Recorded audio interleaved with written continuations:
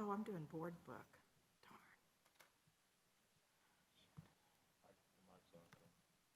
Darn. Oh, thank you.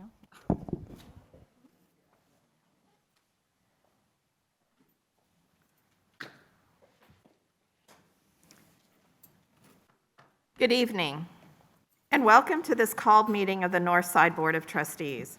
Before calling this meeting to order, the board would like to take just a moment to briefly review some of the rules for conducting our meeting. The order of the business for this meeting is set out in the agenda. The purpose of this meeting is to conduct board business, and for that reason it is held in public. It is not a public forum. However, we do provide the opportunity for audience participation. If there is anyone who would like to address the board during an agenda item, we ask that you please complete a sign-up sheet located at the entrance to this room. This is so we do not overlook anyone who would like to speak to the board. We will review the rules for addressing the board later in the meeting. Is there anyone here who would like to sign up to an agenda item and has not already done so? This meeting will be conducted via video conference and was posted as such under Texas Government Code 551.127. Which will be audible to the board and public and allow for communication amongst trustees. At this time, will we take attendance by roll call for the record? Trustee Joseph Medina. Present. Trustee Gerald Lopez. And Gerald had called me and he said he would not be able to attend this evening. He had a conflict. Trustee Corinne Saldana. Present. Trustee Melissa Chumley. Present. Trustee Dr. Carol Harrell. On the way. Yeah, she's, Okay. Trustee Bobby Blunt. I made the list. Present. Trustee Karen Freeman. Here. For the record, we do have a quorum of the board either present or attending by video conference. The meeting will now be called to order. Please stand and bow your heads as Trustee Melissa Chumley leads us in the invocation and pledges of allegiance. Thank you, Brian. Almighty and merciful God, we ask your guidance and blessings upon this board, students, parents, patrons, teachers, and administrators as we are assembled here this evening in the common pursuit of this great nation's wealth, our children. Amen. Amen. I pledge allegiance to the flag of the United States of America and to the republic for which it stands, one nation, under God, indivisible, with liberty and justice for all. Honor the Texas flag. I pledge allegiance to thee, Texas, one state under God, one and indivisible.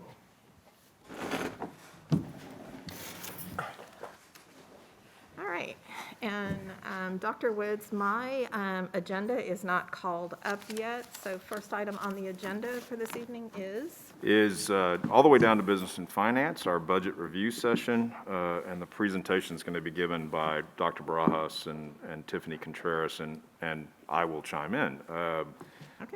Unlike some years when we've done this meeting in February and looked mostly at the coming year's budget, tonight we're going to talk a fair amount about the current year's budget and bring the board up to speed on that.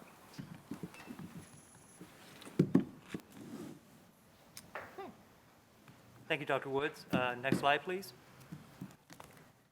So as Dr. Woods alluded to, we will talk at length, or not long length, of the current budget, given the situation that we find ourselves in with enrollment and average daily attendance. Talk just a little bit about the budget development, which started back in January for the 22-23. Part of the 22-23 budget development is also compensation, always a part of the budget discussion. And then we'll share kind of the next steps for the development of the 22-23 budget. It is a good time to be developing a budget because the legislature is not in session, so at least we know the rules of the of engagement for what we're going to be funded next year, so we don't have to wait around for the legislature to pass any kind of law or provisions that may impact us. So the current adopted budget, we'll start talking about 21-22. Again, keeping in mind this is the current budget that we're in. We're about halfway through. The budget was built on a projected enrollment of about 102,748. which resulted in a average daily attendance estimate of 97,500. That's what we started with back probably in July of 2021. That number, 97.5, represented about 94, almost 95% of that expected enrollment of 102,748.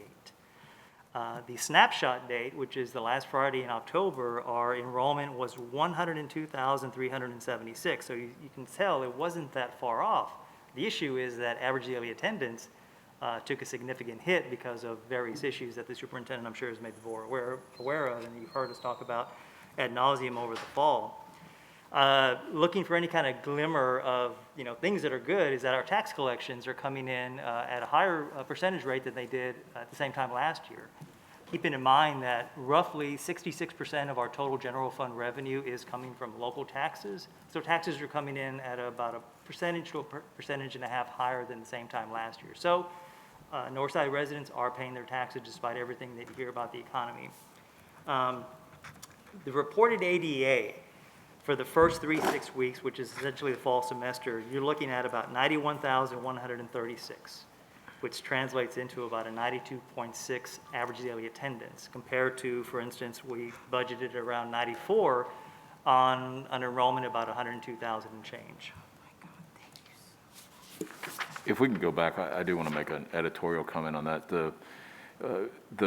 As you all well know, we dealt with a wave of COVID right as school began in the August-September time period, and that had an impact on first 6-week attendance.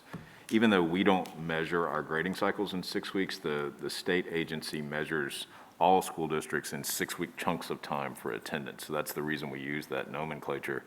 What I want to point out, though, is that there's, I think, a perception that this was a first cycle issue and is now a fourth cycle issue at the beginning of the second semester, and it clearly is a fourth cycle issue. But I think that there's some selective memory loss that cycles 2 and 3 just didn't snap back to normal. That's not accurate. That's not true here. It wasn't true anywhere across the state. And so the attendance issue continued even after the wave of that particular wave of the disease passed. So I want to make that point. I've heard some folks characterize the way they're thinking about this problem as a first cycle problem and a fourth cycle problem, and I think that is somewhat ignorant of the truth. Sorry about that. So taking all that into account, where are we and how do we want to make an adjustment to the current year's budget from a state funding perspective, because our ADA is trending lower than what we built the budget around. So working with our resource planning department, they have given us different options A, B, and C, based on these parameters that are laid out on the right side of the slide. Going up to the top left, you can see our refined ADA for the adopted budget, as I said earlier, was 97,500. Taking those revenues, which are generated by that average daily attendance and other student counts, and a whole host of other things within the budget, after budget amendment number 1, which we presented to the board in October, we went from an adopted budget deficit of $34 million to $46.1 million after taking into account the normal kind of routine things that we normally do in budget amendment number 1. But at the time, we did not make any kind of adjustment to average daily attendance because we knew we needed some more weeks and months under our belt for us to kind of get a better sense of how we needed to make an adjustment to our state revenue. Well, those weeks and months passed, and here we are in January, and resource planning took a look at what we had up to that point and said, we can give you 3 different options, again, based on those parameters that are listed in A, B, and C. So if you take a look at option A, I believe Dr. Woods is going to cover more detail about what resource planning built into that, but I'll just cover the numbers very quickly. We would see, if we went with a 92,365 average daily attendance from the 97.5, we would have to adjust state revenue down by about $35 million. So just keeping with option A, we have a reduction in revenue overall from the state. Haven't adjusted local taxes or anything else. It's just a state revenue reduction. But at the same time, there's, the budget coin has 2 sides. It's revenues, and on the other side is expenditures. We know, as I'm sure the superintendent has made the board aware, that we are trending higher in vacancies. So when we look at where we're trending from an overall expenditure position and extrapolating that all the way to the end of the year, we feel that we could reduce expenditures in the budget to a certain level that would actually mean then that the use of fund balance would go from the current 46 after budget amendment number 1 down to 33, simply because not only are we reducing state revenues, but we're also reducing planned expenditures because, again, that's where we're trending. At the bottom of that column, option A, you will see that we still have $19.9 million of ESSER 2 funds that we are allowed to reclass expenditures to that particular grant, ESSER 2. So, you know, the board, for instance, last board meeting heard about the ESSER 3 update. This is going back to ESSER 2. So we still have $19.9 million of expenditures that we can reduce general fund expenditures by in this fiscal year, 21-22, which brings the net deficit then down only to $13 million. Well, I say only 13, but in relation to 46 where it is now, it is only to 13. So that follows in options B and C, with option B being the middle of the road, for instance, going back up to the top of the column for option B, where we would have to recognize a $48 million reduction in state revenue because our ADA would then go from 97.5 to only 90,667. Again, this is an estimate. And then, as you see, option C would be the perhaps worst-case scenario where we would drop our ADA estimate all the way down to 88,806, which would result in a net deficit after taking into account ESSER 2 of $39 million. In each case, A, B, and C, as you can see, because we are reducing expenditures or our estimate of expenditures, each of the A, B, and C scenarios actually end up in a deficit that is less than where we currently are after budget amendment number 1. Yeah, I just want to walk the board through the assumptions.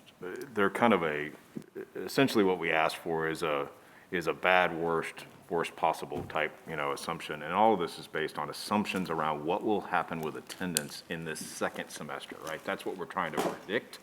And if it were to happen this way, what would be the loss in revenue as a result of that? So option A is basically a long way of saying that semester 2 would follow a historic trend where it is about 99.3% of what semester 1 was. But we know that that's a bad model already because of what's happened in this fourth cycle, right? We know that that's out the window, right? That's not a reasonable assumption. So A needs to go by the wayside. B it assumes that the fourth cycle will average out to about 85 and that the full year would improve through the spring, that things would improve and we would just be over 90% in that for the full year.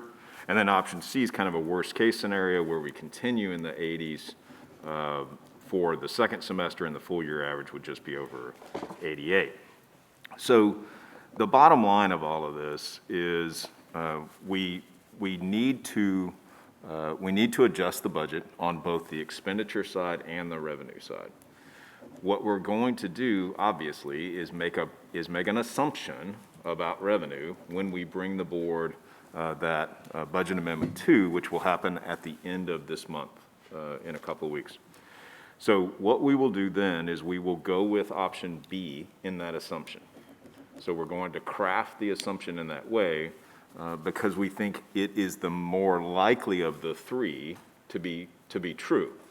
I also think that, given what we've seen in the last week or so, that it may be a conservative estimate and things might actually work out to be better than that from a revenue perspective. But I think better to continue as we always do with conservative estimates of revenue than to over-project and be surprised at the end. So the bottom line of all of this is that our state revenue picture is very much tied to student attendance, which is very much tied to where we are with COVID in the community.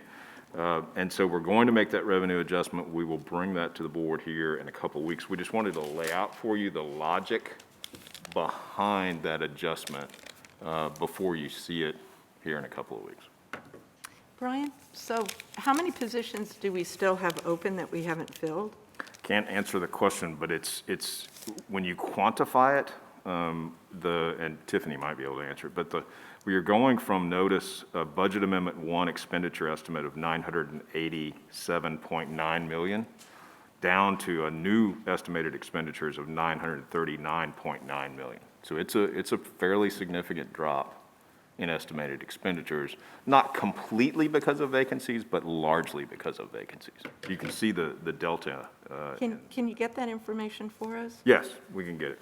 And then the other piece is, what is our attendance running on the limited amount of students that we have in the virtual program? The virtual program's down to about 240 students enrolled. Attendance is good in that program for obvious reasons. Those are kids that in some cases are relatively isolated. Attendance has not, well, I say that. Initially, there were some students who had some attendance concerns, but we insisted that they return to the building. So those are largely not an issue in that program, and it's very small. So we're not seeing the same average in relation to the in-person is? I don't know the number off the top of my head, but because it's elementary and because it's virtual, my guess is it's slightly higher. Okay. Well, and Dr. Woods, with the virtual, we're not getting any reimbursement from the state for that? No, we are. If students qualified via the state's rules that were put in statute, there is funding for those kids. Not every student that's in that program met the qualifications, and so no in those cases. In most cases, out of those 250, they did qualify. I thought that was part of how it was set up, is that it had to be set up in the manner where we would get the reimbursement for those students that were part of that. And that's true by the lion's share. Okay, so I know this goes back, but walk me through, there was that period of time where the state was going to pay us based on what our ADA had been, and that was when? So that was in we've had several iterations of what the state called a hold harmless. One happened in the spring of 2020 for obvious reasons. Right. Then there were various iterations of it in the 2020-2021 school year, some of which was paid for, if you'll recall, by our own ESSER dollars, right? But there were various iterations of hold harmless then. There has been there was talk of a very partial program for the first cycle of this year. Mm-hmm. However, it was tied to attendance in the second semester, which we know now is messed up all across the state, so that won't work. So there is no state announcement about any kind of a hold harmless, if you will, and these assumptions assume that the state will do nothing and that we'll just be completely on our own. Obviously, if the state came out with some kind of hold harmless provision, it possibly could improve these pictures, and maybe substantially. We just can't estimate that. We can't know it, and so we certainly wouldn't predict it. So far, this current school year, there's nothing on that. So on the amendment in November of '21, where we had our expenditures at 987, that we had not adjusted in any manner for the open positions, with the feeling that we would still try to continue to fill those positions. Yeah, it was still really early in the school year to make those kinds of adjustments. You just don't have enough data at that point. So that's why we bring in February more likely, and even in a normal year, an adjustment to revenue and expenditures would much more likely come after the middle of the year where you've got good data. So if we lower our expenditures, and that a large part of that is based on those positions, but we're still going to try to fill those positions, though we're not saying we're just saying that we're not sure we ever will be able to in this school year. But if we do, then that lowered expenditure may actually be higher if we are able to fill some of those positions. That's theoretically possible. I think practically it's highly unlikely. The chance of filling those positions in February through May is just unlikely. Okay. No help from the state. Can't give you anything there. And so what was the highest percentage of our attendance prior to Omicron, or the latest outbreak? If you go back one more slide, I can give you better data, and that's this on the far right, where you can see the average of attendance in each of the first 3 cycles. So that represents the first 3 semesters, and you can see they're very similar, between 92.5 and 93. So that's what we were seeing in the fall. We're actually back to that in the last several school days, just anecdotally. But certainly that was not the case in the first 4 weeks of this month. But, okay, so if we were looking at 92 and a half, 92 or 92 and a half, then if you're suggesting that we use option B, then that's going to bring us to an average of 84.5 with a full average of 90.16. Right. Because of the impact of the 4th cycle being so low. The 4th cycle is going to finish well down into the 80s. So it's going to weigh on the overall average. So even if we come back into that 93, I'm going to say 93. Sure. You still think then, because of that 4th cycle, we'll average out to that 90? Again, I'm trying to use a conservative estimate. I mean, if you asked me to bet on it, I would actually bet it would be a little higher, but I don't budget on that kind of information. Okay, thank you. So I think we're on to slide. Yeah, next slide, please. Yep, there we go. So just a note, the board will remember when we got approval in September of 2021 to increase the substitute pay as a result of every district around here competing for the same subs. Expenditures through January 31st were $4.6 million for substitute pay. If you compare that to the same time period for 3 fiscal years, you can see it is trending higher. But for 1920 and 1819, it's, $500,000 more than it was at that same time period. So we're seeing the impact of the increase in pay, but it's something that the budget can absorb, and it is factored into even our reduction of expenditures. So we expected to see this. Initially, we thought we were only going to do that through the fall semester, but again, it's going to continue through the spring. So we are seeing the impact of that increase in pay.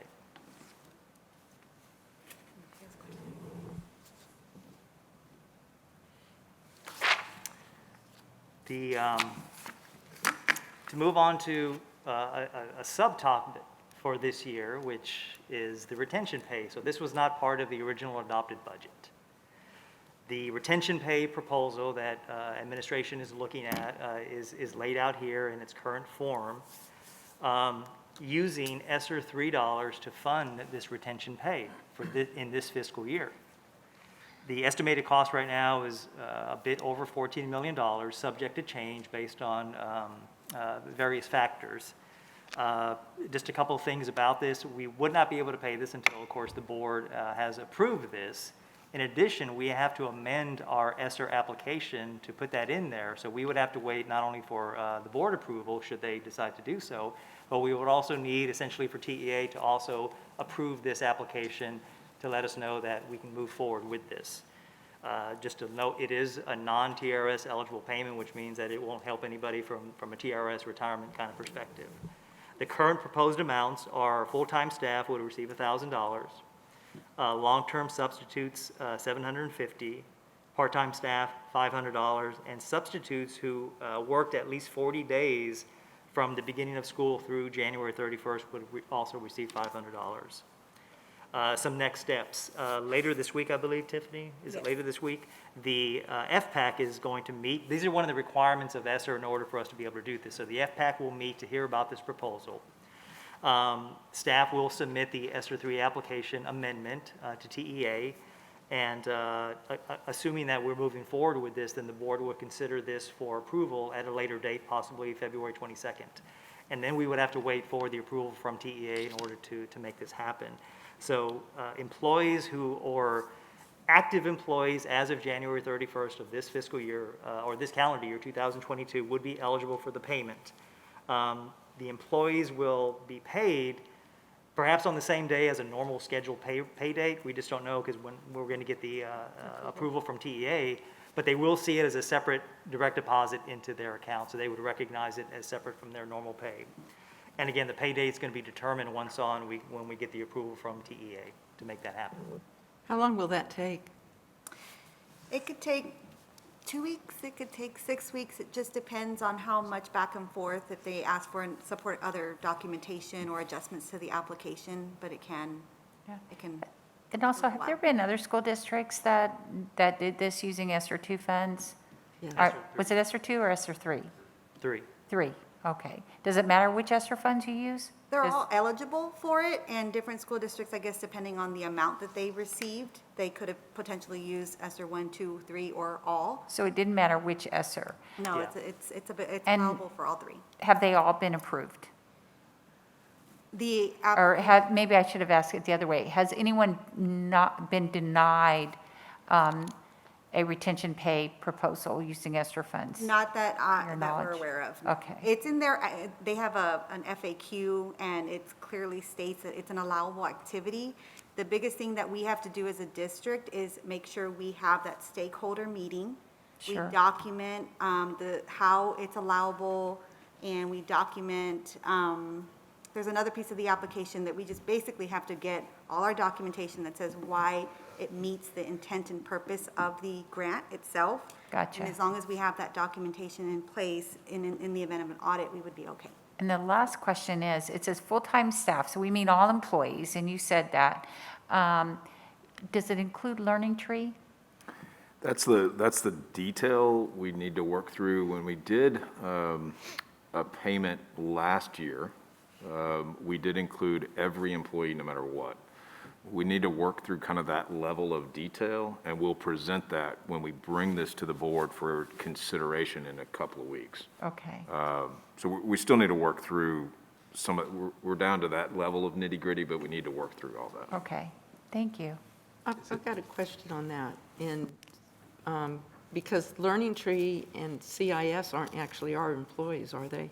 Learning Tree folks definitely are They're- employees. And they're paid by They're paid by Northside. absolutely. Northside. They're Northside hourly They're employees. just under the guidance of Learning Tree. Correct, yes, CIS aren't our employees. that's correct. Okay.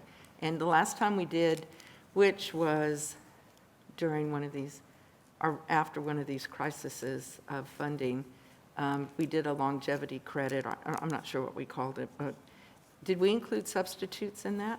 We did. Not that I don't want to, I just couldn't remember We if we had included.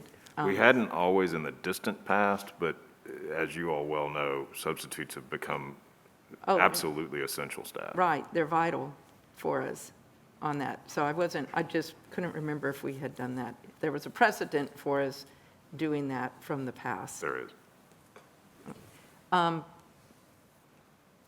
The other piece that we've been talking about, and I know it's in the very beginning stages, was looking to ESSER funds for those unfunded mandates by the legislature on the reading academies. We're talking about 14.3 million here, and what is the offset amount that we're looking at using? There we go. 19.9? 19.9 is ESSER $2.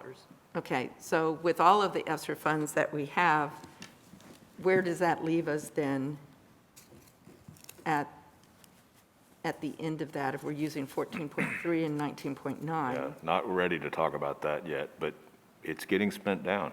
I mean, you can see just tonight where we're talking about $35 million.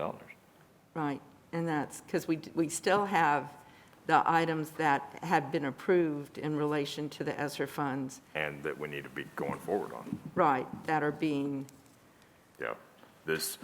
I think one of the dangers of any large-scale federal grant, we saw this the last time this happened, is that folks assume there's an unlimited pot of funding. and there's not. And that's there's why I'm not. asking. So we're going to have to be cautious about, with our own staff and with our external stakeholders, that we're using these dollars as efficiently and as effectively as we can, but it is inaccurate to say that there's an unlimited source of money.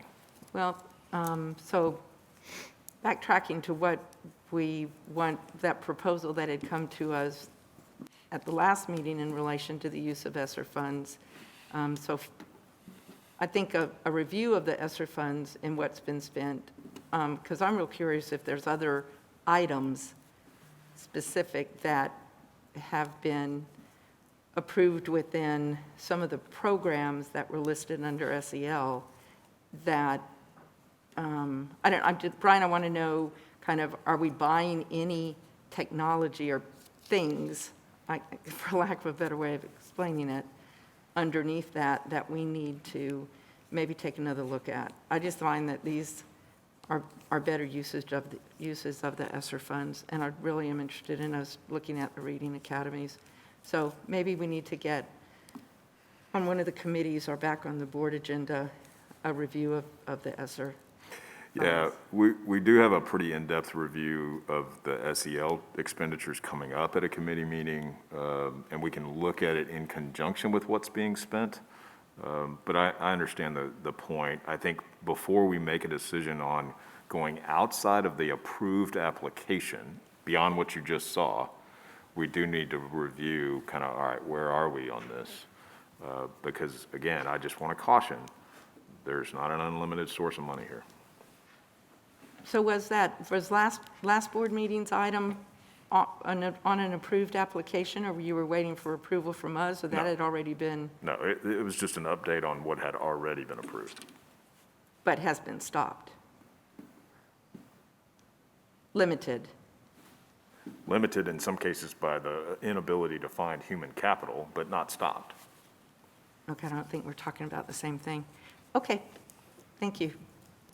And I just wanted to add something to what Ms. Chumley was saying. So I think what might help is how many teachers were involved in the academy, and I know it was 60 hours, but I wouldn't even know how to make that a budget item if I didn't know how many teachers and 60 hours and what that might look like. So then I could hopefully make a decision on, should we approve microphones for the classroom, for instance? I mean, 9 million versus something else. Maybe some options or choices. I'm trying to figure out how to say it, but not knowing how many teachers were involved or what the amount could possibly be would at least help me make a decision on approving microphones or some other ESSER related funding.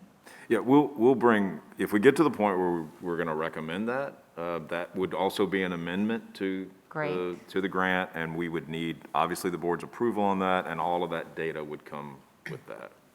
Thanks. Just a comment on ESSER 2. When we reclass the $19.9 million of expenditures from the general fund to ESSER to provide that relief, we will be done with ESSER 1 and 2.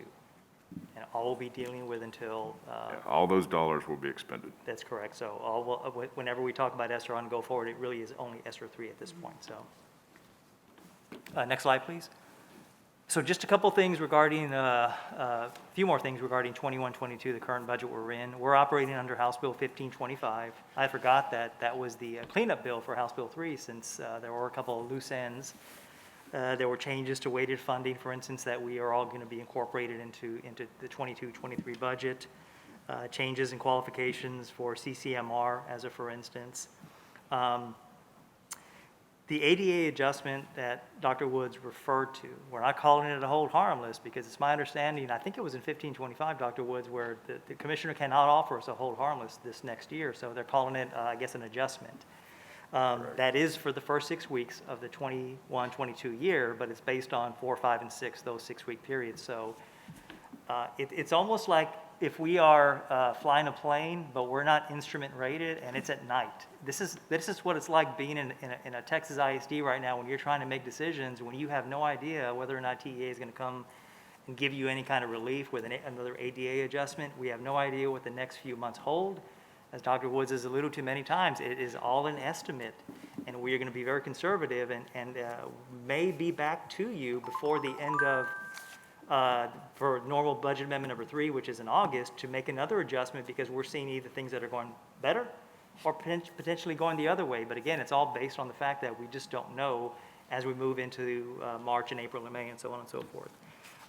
Again, TEA is exploring options. I believe this came from a webinar that TEA had, that they're exploring options to ensure school systems will not experience significant financial difficulties. Very Orwellian language. I don't know what that means, but we'll see, as the months go by. So now we can move on to the 22-23 budget development. Well, again, what are we talking about? ADA. Budget will be based on very conservative estimates. Perhaps what we see in the next few months will portend what we're going to see for next year. So we'll use that as a basis to say where do we land on ADA as an estimate for next year. The M&O side of our 66% of it is local taxes. We know that we're probably going to be compressed even further on the Tier 1 M&O side, or we'll just call it the M&O rate. Just today, as a matter of fact, we were listening to a state funding consultant talk about what we have in store for us coming for next year. Basically, it comes down to this. If we have more than a 2.5% increase in property values, as determined by the appraisal districts, we will see further compression. Probably, and more than likely, we're going to be below 89 cents from where we are right now. That's just the way compression works under House Bill 3. As your M&O rate is compressed, as your property values are going up, it works that way, but keeping in mind that the state has to make up the difference. So if our tax rate is compressed because of property value growth, the state has to come in under House Bill 3 and make up the difference. One comment I'd just make on compression generally is some of the members of this board were on the board when we had a $1.50 maintenance and operation tax rate that was compressed to $1, and now we're talking about very likely going below 90 cents in the new tax year. Just brief history to recall. Well, I think what's sobering too is, I remember when we were talking about that with House Bill 3 and how this was going to be sustainable, or how the state was going to sustain keeping us up to where we are, or what, in other words, making up the tax compression. So there's not been any, I mean, there's no discussion about that now because of the There's no discussion climate. because states are flush with federal dollars. And even conservative lawmakers quietly would tell you that they have more money than they know what to do with. The concern for me is, does some of that get spent in the next session in long-term expenditures when in fact we know those federal dollars aren't long-term dollars, right? They're going to go away at the latest in 2024. And so I don't want to give everybody, a nightmare, but we've seen this play out. What happened with the federal stimulus that school districts got in 2009 and 2010? Y'all know what happened in that 2011 legislative session. Partly because we supplanted our own state funding with federal funding, which is going on as we speak, and then couldn't pay the bill. So the issue, I think, is we got to learn from that history and not repeat it. And let's play down expenditures slowly, like we did in Northside, rather than come to a funding cliff and fall off it. That's the big concern as I listen to people talk about, hey, we got all this money, what are we going to do with it? Be cautious what you do with it, that you don't commit to a 10, 20, 30-year expenditure that you can't afford. That was a $60 million cut over the biennium, if I remember. To Northside, it was a $60 million cut, and a single-year cut. And imagine the difference today, what just that would be. Today, that would be closer to $100 million, it just as a percentage of the budget. Brian, do we have some schools that are doing better on their ADA than others? There is some variance. There's a lot less variance this year than there was last. Last, the schools that struggled had a tendency to be urban and core suburban. Now it is everywhere. It's suburban, it's rural, it's exurban, it's everywhere. And are we doing anything specific to get our kids back? Absolutely. We've dedicated dollars to it in ESSER for reconnection teams. We have all of our folks that we had before, and we've actually added some to be out re-engaging families if they just kind of fall off the wayside. What we've seen some of is a family COVID will hit the family, and then days go by and they really should be coming back, and it's really slow to come back. And so we've got folks out trying to re-engage people. So yes, there's a lot of effort on that front. Do we have any areas that are doing better than others? Of course. In that re-engagement? Oh, absolutely. But Are we that looking- was true pre-COVID. I mean, that's, Are we looking at, is there something that they're doing different that the others aren't? I guess what I'm asking is, are we trying to learn from the ones that seem to be doing better on the re-engagement? And I know that there's going to be variances in relation to the areas and the circumstances, and, I mean, there's lots of factors that would weigh into that, but are we looking at the re-engagement teams that are doing better and trying to learn from their best practices in relation to the other re-engagement teams? we are, and we're prioritizing resources where folks are struggling more, right? Not everybody gets the same resources. Those who struggle the most, we're going to add resources there. Okay, thank you. Any other questions?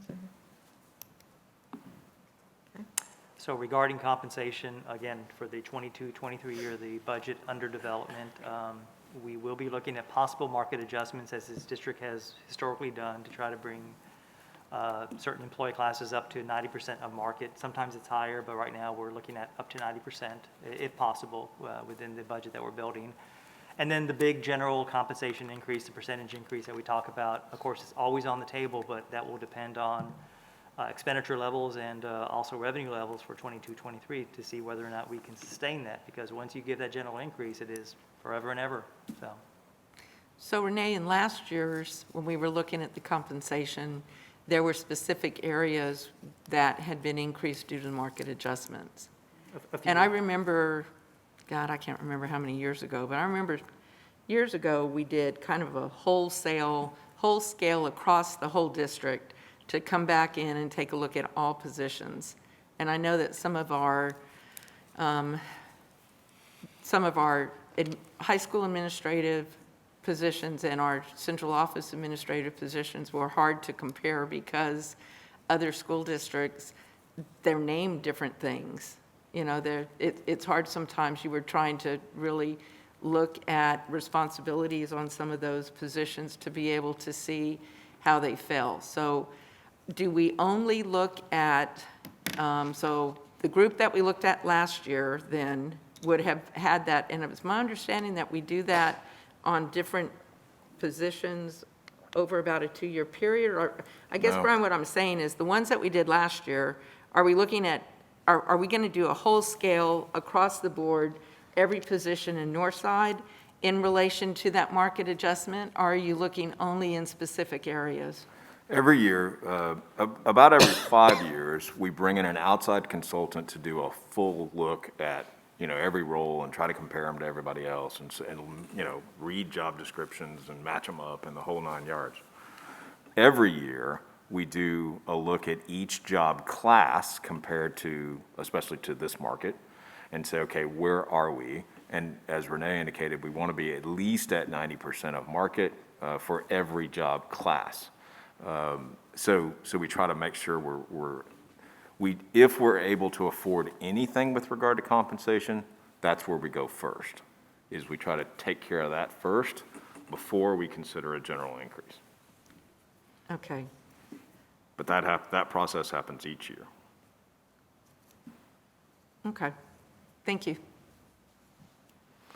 So in the next 2 slides, and I say this just to let the board know where we are. I think folks get lost in this, and while this graph and data does not represent every employee group, this is only teachers, it is clearly the largest employee group, and so it's worth noting.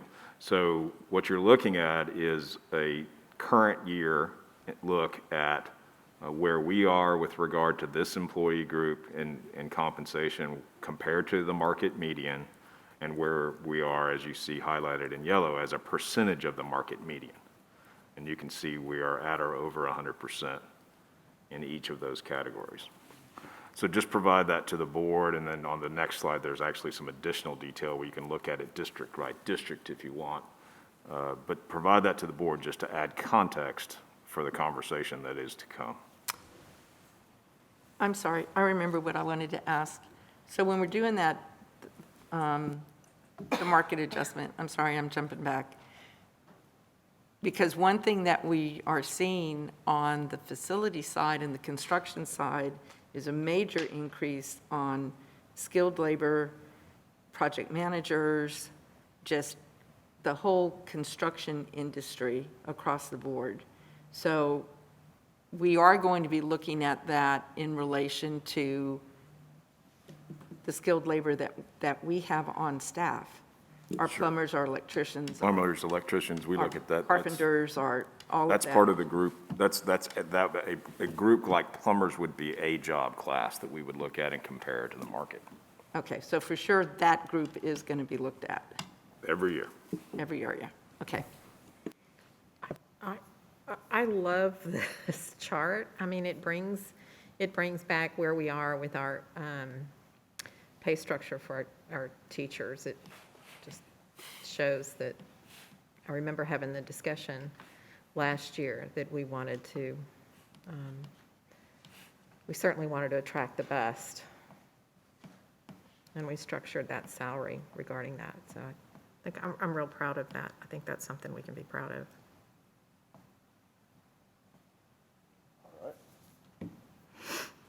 And to round this out, when the board approved the annual comprehensive financial report in January, you officially ended audit season, which opened up budget season. So that'll go on through August. So we have a couple of other steps. Of course, this is the first budget review work session. We will be looking at the initial review of the growth and improvement packages that are being submitted currently by, I guess, everybody. In March, senior staff, as is a tradition, will review all of the G&I packages to see which ones get to the next level. In April, we'll have a second budget review work session scheduled. Of course, it's up to the board and the superintendent if we want to have another one at any time that they wish to see where we are. We'll review any proposed compensation package. Campus and department budgets are due. This is when our budget department starts to basically get all that information to start to develop the budget and what it looks like from all the different requests that are coming in. As is tradition in April, any campus-based units are brought to the board for approval in April. In May, we'll have a scheduled third budget review session. Again, it's not so critical this year necessarily because the legislature is not in session. We don't have to wait to see what they're going to do. June, we have a fourth budget review session scheduled. The approval of any kind of compensation plan that is to be included in the 22-23 budget is also including any approval of the G&I packages that are also to be included, and finally, the approval of any non-campus-based units. This is a bit different than what the district has done in the past, simply because we differentiate between those positions that are campus-based, and then since we do that, why don't we go ahead and bring positions that are non-campus-based for the board to approve as well? We did that last year. And then July is really for staff to be putting everything together, trying to determine what our MCR, maximum compressed rate, tax rate is going to be. We're waiting for our certified values for us to put everything together. So in August, we can start the process of having the board call for the public hearing to discuss the tax rates and the proposed budget. And we go through that whole issue during the month of August, where the board will consider for approval both the tax rate and the budget. And then audit season starts again. So that's what we have for our next 7 months of our life are planned out. So the initial review of G&I packages, that's staff's initial, or that you're gathering the information from the schools and on that now, and then senior staff reviews it in March, and we don't get a review of that until we're asked to approve it in June? Or will we get a review of G&I in May? You get it in April. Yeah, anytime there's a work session, we will give the board an appraisal of where we are, what's included, because again, we're putting it together so we can differentiate between what's different in the requested budget for 22-23, and certainly G&I packages, compensation are always the two biggest drivers, the prime movers of increased expenditures as we look into 22-23. At the same time, we'll also be talking about ADA estimates that we're working with based on some ADA estimate. state revenue, and then, of course, the local revenue is really going to be predicated on what is our tax rate going to be, and we will not know that, unfortunately, until after we receive our certified values in July 25th by law, so. Everything's an estimate until it isn't, unfortunately. So Dr. Woods, I thought that in the past, if we don't approve the campus-based units until the end of April, then that gives our staff May to do interviews. Is that right? I thought we moved that up earlier so that they could start interviews earlier than May. April actually was the move up earlier. Remember, these are only units that are new to the budget. So if there's an existing vacancy, there's no need for a principal to wait until April or May. They can fill the position at any point. These are only positions that would be new to the budget. So we're talking about a relatively small number here. Would that include our new high school, or where are we with our high school? No, those positions are already budgeted. New high school? Go ahead. You can come right here. So we budget startup costs for any position that will actually start like during the summer. And so like the principal, the bookkeeper, those already have been posted and they've been hired and filled. And so any position that will start prior to the school year, we already budget those. So the new school for next year would consist of mainly just the teachers. So like the athletic coordinator, any type of department coordinator, all those are actually budgeted for this year. Okay, thank you. And that was Esperanza Rios, the Director of Budget and Research. Thank you. Any other questions? Ms. Saldana? When we're determining the budget, if you work at a high school, say you're a high school bookkeeper, do we have different pay scales for the elementary bookkeepers, the middle school bookkeepers, and the high school bookkeepers? It's actually a different job description completely. Pardon? It's a different job description completely. So we're not saying that every title that's the same throughout the district gets the same salary. Obviously, the high schools are going to have a lot more work than the elementary. And those positions are paid differently, but they work more days for obvious reasons, so it's a Right, completely right. different position. So it is different, and, we're not saying everybody's earning $10 an hour if you work as a bookkeeper. That is correct. Okay, thank you. Mr. Blunt? Yeah, Doctor, just a question on the process you mentioned 2 weeks from now, or our next meeting for the retention. Is that going to be done in 2 steps or 1? And what I mean by that is the board put the retention first, and then ESSER 3 funds are looked at later, or is it all in one? It'll be all in one, Mr. Blunt. We'll ask for the board to support the use of ESSER 3 funds specifically to support that particular payment. Okay. We can take care of it all at once, and then there'll be the practical issue of TEA approving Right. the amendment and so forth. Okay, thank you. Okay, anybody else? Okay.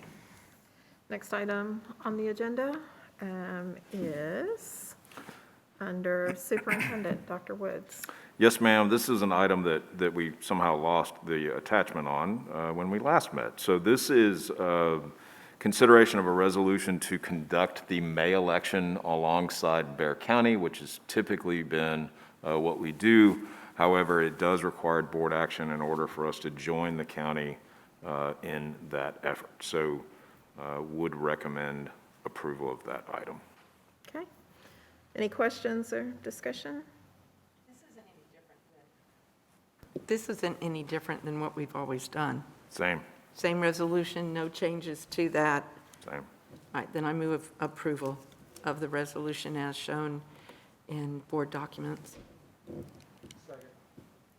So we have a motion and a second to approve the order calling a May 2022 bond election. All those in favor, please signify by saying aye. Aye. All those opposed, same sign. Okay, motion carries. Thank you. Next item on the agenda, Dr. Woods, RFP. So typically, we would bring an RFP at a regular meeting under consent, but because of timing, we thought it appropriate to bring this one tonight. So this is an RFP to assist our communications group with communication specific to the bond that the board has called. As the board well knows, we're in a more challenging communication environment than we have been in the past because of some changes in statute, because of some changes on the ballot language. And that will require some new strategies and some additional communication that we did not face in the past. So would recommend approval, and we will try to get started literally this week. Okay. Questions? Is there a motion?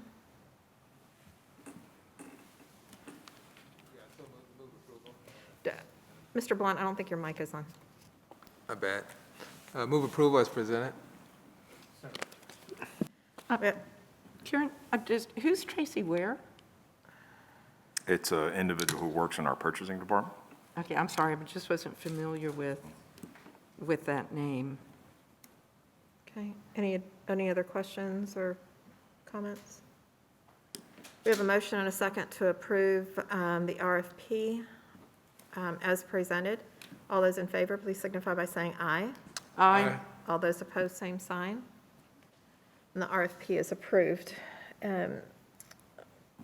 Next item on the agenda is the resolution on pay for employees during emergency school closing. Dr. Woods.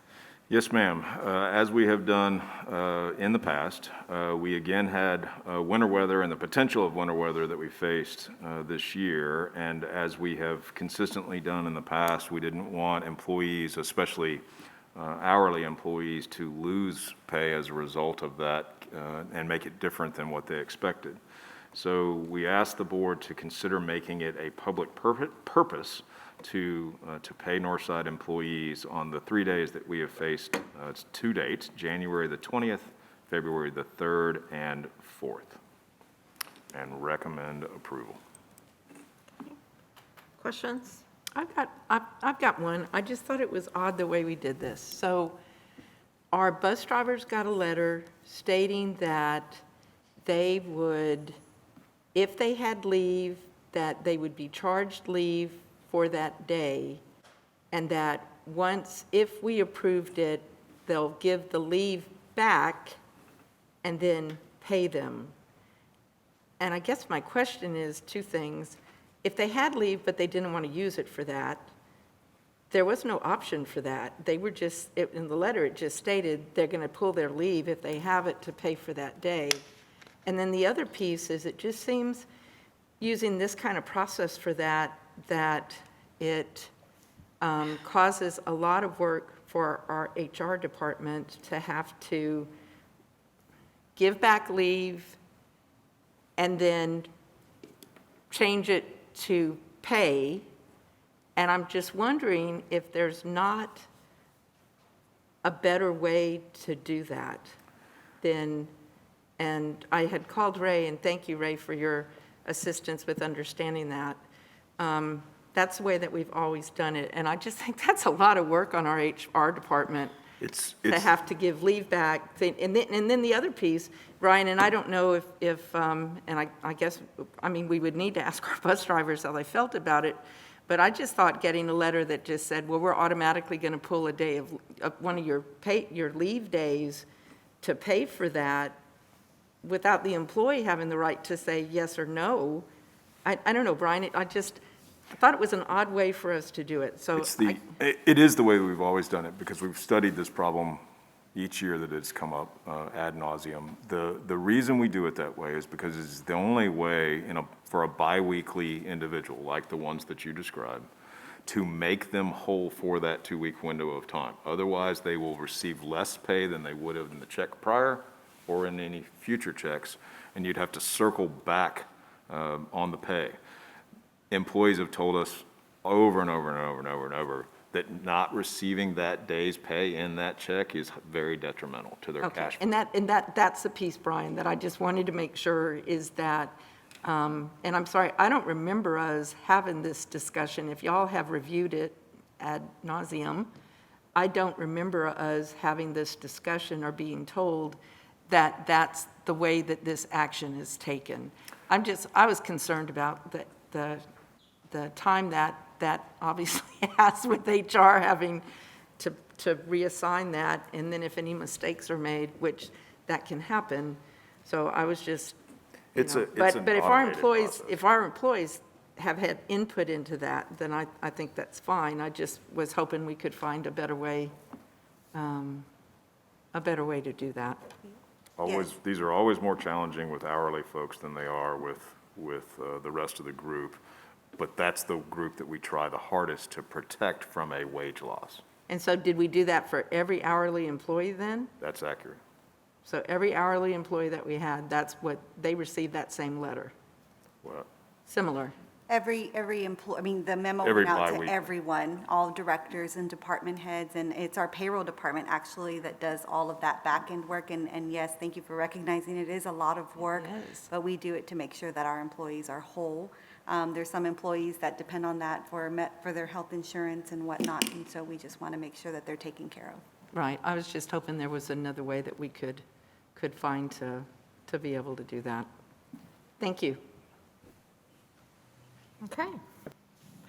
I think that concludes all the items on our Did we get a vote on that last one? Oh, I apologize. So we have a motion and a second. Do we have a motion? I don't think so.